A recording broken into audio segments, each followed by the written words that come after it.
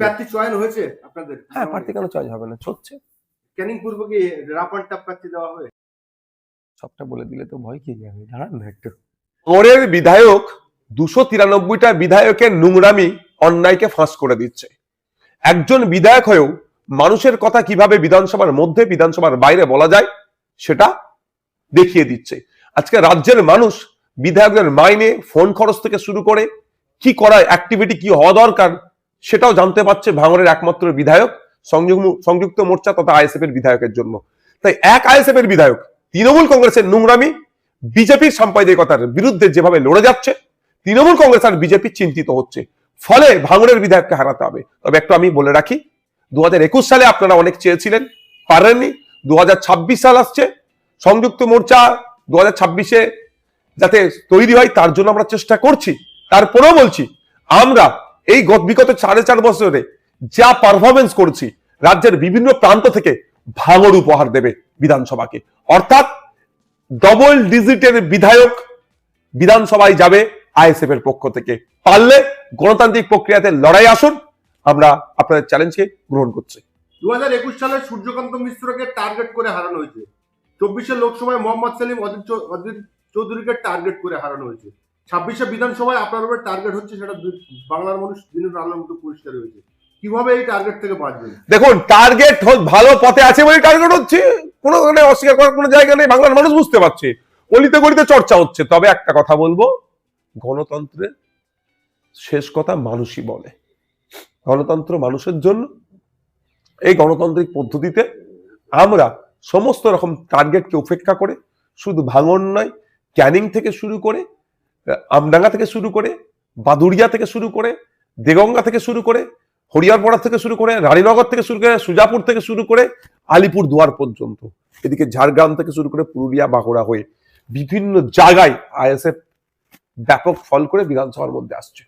ভাঙড়ে 2021-এ ভাঙড়ে জিতেছেন আবির্ভাবে, ক্যানিং পূর্ব বিধানসভায় ভালো রেজাল্ট করেছেন, বেশ কয়েকটা হাড়োয়ায়ও ভালো রেজাল্ট করেছেন, আপনার দক্ষিণ 24 পরগনায় ভালো রেজাল্ট করেছেন। এবারে আপনাদের কি টার্গেট রয়েছে এবং বামেদের সঙ্গে আপনাদের জোটে? বামেদের সাথে আলোচনার পর্যায়ে আছে, সিট শেয়ারিং এর জায়গায় আছে, আলোচনা চলছে।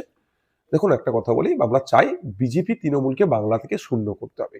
বিজেপি তৃণমূলকে বাংলা থেকে একেবারেই শূন্য করতে গেলে যত সেকুলার ফোর্স গুলো আছে ঐক্যবদ্ধ হতে হবে, তাহলে সহজেই হারানো যাবে। সেই জন্য আমরা এগিয়ে গিয়েছি, সমস্ত রকমের ইগোকে দূরে সরিয়ে দিয়ে লেফট ফ্রন্ট কংগ্রেসকে চিঠি করেছি এবং অন্যান্য রাজনৈতিক দলের সাথে আলোচনা চলছে। আমরা চাই দ্রুততার সাথে এই জোট সম্পূর্ণ হোক এবং বিজেপি তৃণমূলকে বাংলা থেকে পরাস্ত করি। আর 2021 সালে রেজাল্ট হয়েছিল যেটা, 2026 সালে তার থেকে ভয়ঙ্কর ভালো রেজাল্ট হবে। কারণ 2021-এ আমরা দল তৈরি করেছিলাম, অনেকে সাম্প্রদায়িক দল বলে আমাদেরকে দেখে দিয়েছিল, অনেকে অমুক দলের দালালি করছে বলে দেখে দিয়েছিল। কিন্তু 4.5 বছরে বাংলার মানুষ বুঝে গিয়েছে এটা সাম্প্রদায়িক দল না প্রকৃত অর্থে ধর্মনিরপেক্ষ দল। কারণ শাখা পালা নিয়ে পরীক্ষা কেন্দ্রে ঢুকতে না বাধা দিলে আইএসএফ প্রতিবাদ করে, হিজাব নিয়ে কোনো সমস্যা হলে এই আইএসএফ প্রতিবাদ করে, রমজান মাসের ফলের দাম বেড়ে গেলে আইএসএফ প্রতিবাদ করে, ধানতেরাসের সময় হিন্দু ভাইদের যে সোনা গহনা কিনতে অসুবিধা হচ্ছে, দাম বেড়ে যাচ্ছে, এর প্রতিবাদ আইএসএফ করে। আনিসকে হত্যা করলে প্রতিবাদ আইএসএফ করে, বিদ্যুৎ মন্ডলকে হত্যা করলে এই প্রতিবাদ আইএসএফই করে।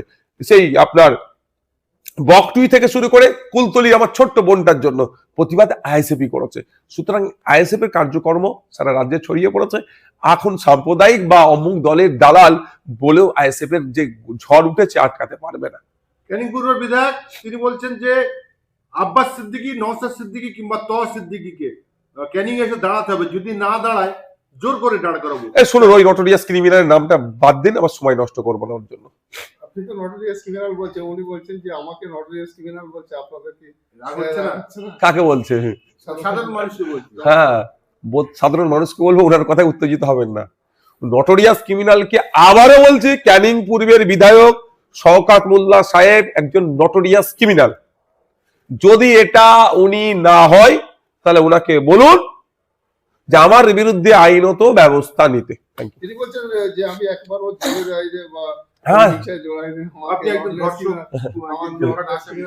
বলছি তো, যদি ওনার মনে হয় যে ওনার সম্পর্কে এই মন্তব্য করাটা ওনার জন্য অবমাননাকর হয়ে যাচ্ছে, সেই জন্য তার সম্পর্কে আমি বাজে মন্তব্য করার জন্য ওনার অধিকার আছেন। উনি পাবলিককে উত্তেজিত করে কিচ্ছু লাভ হবে না। পাবলিক অত বোকা নয়, পাবলিক জানে যে মারামারি হানাহানিতে জড়ালে দিনের শেষে পাবলিকই ফাঁসবে, ভালো করে জানে।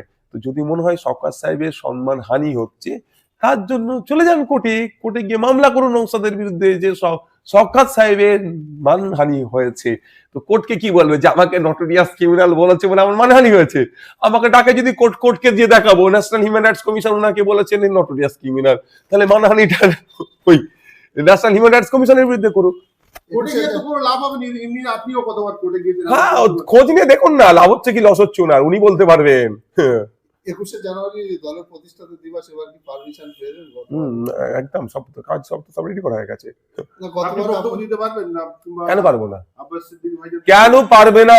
এতটুকু বলছি। তো কোচে ভাড়া অন্য দেখুন, পন্থা একটা বন্ধ হলে 100টা খুলে, এটুকু মাথায় রাখবেন। প্রার্থী চয়ন হয়েছে আপনাদের? হ্যাঁ, প্রার্থী কেন চয়েস হবে না, হচ্ছে। ক্যানিং পূর্ব কি রাপারটা প্রার্থী দেওয়া হবে? সবটা বলে দিলে তো ভয় খেয়ে যাবে, দাঁড়ান না একটু। Thank you.